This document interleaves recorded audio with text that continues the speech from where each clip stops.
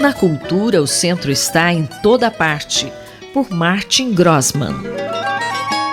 Professor Grossmann, além dos museus, quais seriam as outras plataformas de salvaguarda, pesquisa, organização, formação, representação e exposição dos conhecimentos gerados pela humanidade? Pois é, Simone e ouvintes da Rádio USP. Geralmente pensamos apenas no museu como sendo esse dispositivo universal para essas funções específicas de salvaguarda, pesquisa, organização, formação, representação e exposição do conhecimento. Lembrando mais uma vez que estamos tratando disso aqui do ponto de vista da cultura eurocêntrica, marcadamente de origem material, analógica e, sem sombra de dúvida, colonial, imperialista.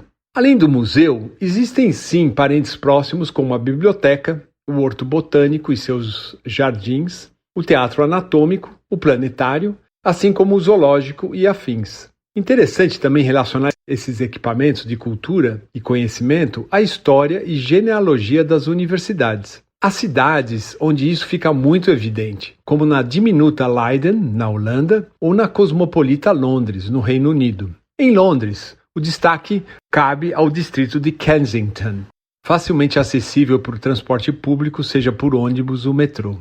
Esse bairro possui jardins como Kensington Gardens, que por sua vez abriga um espaço expositivo muito conhecido no meio da arte, que é a Serpentine Gallery, além de memoriais e monumentos. Mais ao sul deste bairro encontramos o Imperial College, um colégio imperial de ciência, tecnologia e medicina, que é uma universidade pública de pesquisa estabelecida em meados do século XIX. Nesta mesma vizinhança estão também outras instituições voltadas ao ensino da arte, como o Royal College of Music e o Royal College of Art, assim como um importante espaço dedicado a concertos e espetáculos, que é o Royal Albert Hall.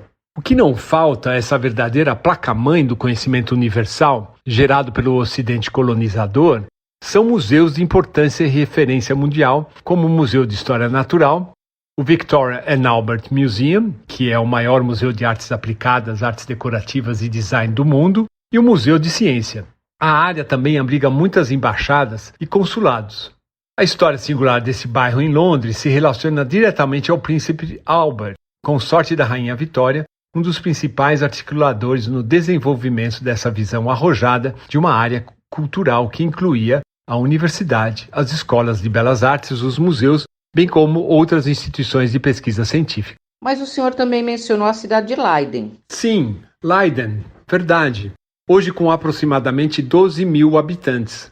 Abriga a mais antiga universidade da Holanda e sua fundação remonta ao legado separatista do príncipe Guilherme de Orange, que viveu entre 1533 a 1584. O líder rebelde entendia a universidade como um elemento estratégico nesse processo de independência do domínio espanhol, permitindo que os holandeses rebeldes começassem a educar seus próprios clérigos calvinistas e líderes protestantes sem medo de serem perseguidos e processados. Não demorou muito para que a jovem universidade se tornasse a verdadeira antítese da Universidade Católica de Louvain, hoje na Bélgica, que havia sido o centro intelectual dos Países Baixos por mais de um século. Em Leiden, a atmosfera acadêmica era relativamente tolerante, inovadora e prática. Antes mesmo do museu, a Universidade de Leiden iniciou uma biblioteca, como também desenvolveu um dos primeiros hortos botânicos da Europa, ou seja, do mundo.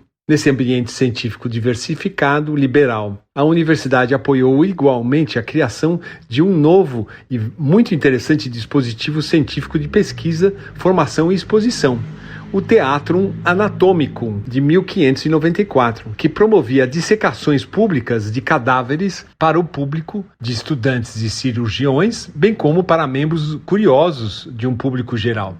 Operava também simultaneamente como um gabinete de curiosidade, um verdadeiro predecessor do Museu Científico. Eu, Simone Lemos, ouvi o professor Martin Grossmann. Na cultura, o centro está em toda parte, por Martin Grossmann.